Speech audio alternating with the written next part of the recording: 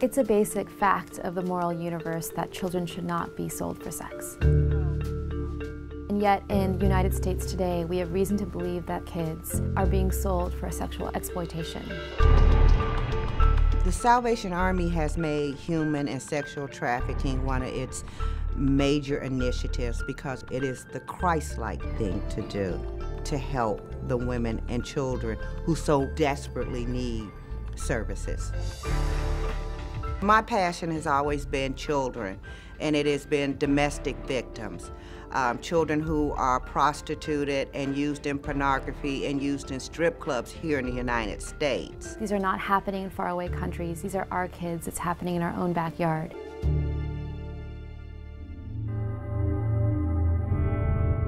These children are being recruited and lured and kidnapped and seduced out of their homes and sold to brothers, uncles, fathers, and the guy next door. It's not a boogeyman that's buying these kids. They take these kids and they transport them across all state lines. They're held hostage. Kids aren't walking the streets. Kids are being sold over the internet. We need to do a better job at educating our parents. We need to make sure that our parents understand that the internet allows the predator to come directly into your home. We need parents to understand that these kids are being seduced out of the home into the streets. We just have to be more vigilant.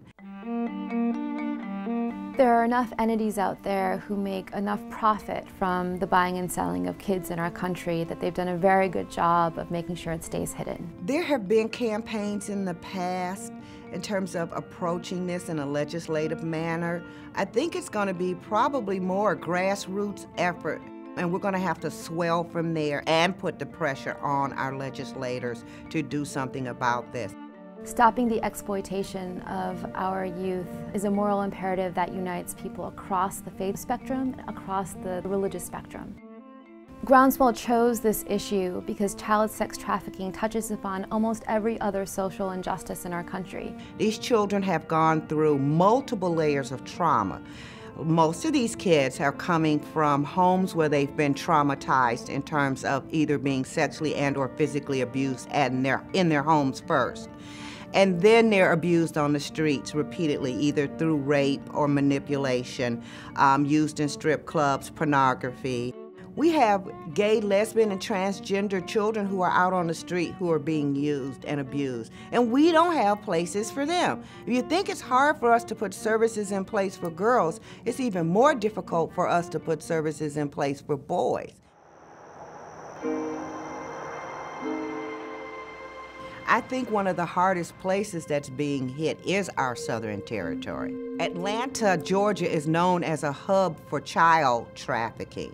We do have a large amount of strip clubs and pornography outlets here in Atlanta. It is our largest industry. People don't want to hear it, but it is. And what we're doing is looking at best practices and strategies that we can help push down into the field so that we have programs that are set up to do outreach.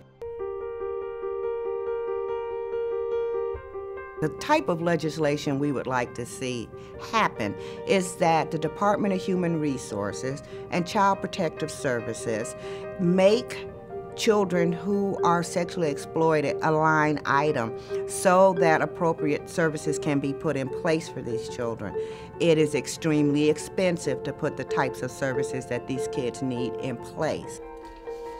It is finding a place that we can accept children, that we can give them physicals, that we can give them mental health evaluations, that we can give them stability, that we can give them an education, that we can give them long-term job training and life skills. We need drop-in centers that a child can go to and find someone to talk to before they hit that street. People of faith are really the perfect players to move the needle on this issue. That people of faith can look into their own practices, their own beliefs, their own scriptures, whether it's the Bible or the Quran or the Guru Granth Sahib, and find sources that inspire them to stand up for one another, to protect children, to protect the most vulnerable among us. And who is most vulnerable then are our nation's children. These children have to understand that there is an ultimate comforter. There are people who care. Churches could be great sanctuaries for this population. They need to be trained. If I'm afraid and I'm on the street and I just have no one to talk to, let me get to the church. Children need to be where they're safe. They need to be where they're comfortable. They need to be where they feel that I can let my guard down and become a child again.